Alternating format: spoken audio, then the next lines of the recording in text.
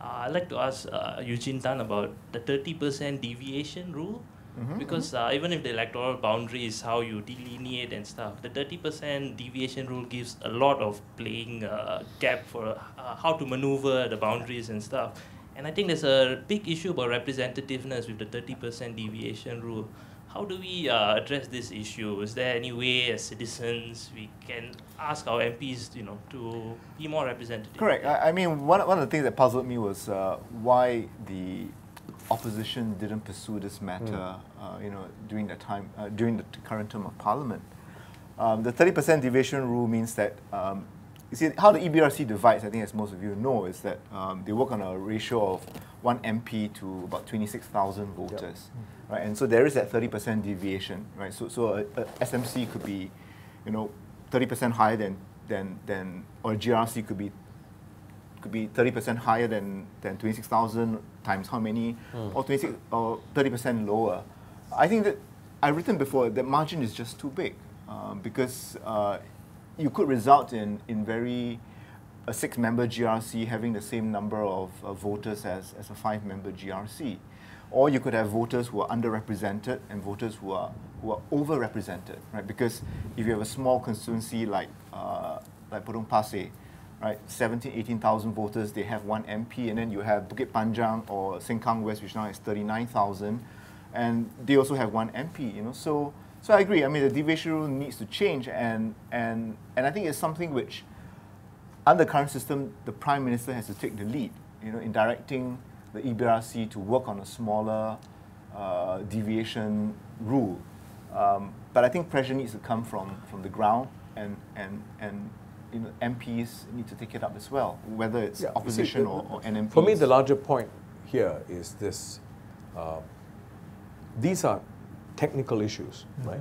And they're complex issues, right? But it requires continuous articulation so that people actually understand the principles governing those issues. I mean, they're not just about numbers you pluck. There should be a reason why the 30% was decided on, right? And people need to understand why 30%, why not 35 or 25%, why 30%? I'm sure there is a rational argument behind it.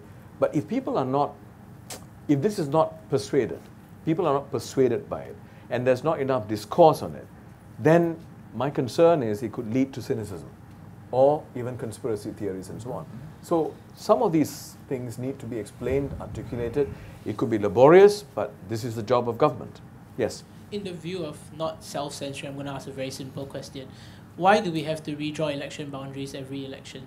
With the 30% deviation rule, we are a small country. You do not have huge waves of internal migration from Sengkang to Woodlands, right?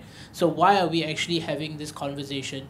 Why not address the root question? Why do electoral boundaries have to be redrawn and reset at every election? Why? I think it's an excellent point. Thank you. We are not, we don't have geography like mountains and rivers and all, right? And major migratory patterns. We're very much flat. So I think it raises a valid point. And of course, when you think about, I suppose now with the terms of reference that the PM gave to the EBRC for the average size of the GRC to go down to below 5, perhaps some redrawing might be needed, But I think you're certainly right. My sense is, going forward, there should be fewer and fewer changes, right? We shouldn't be seeing boundaries change at every election because that confuses people. That takes away, the ties that people have, with where they belong to.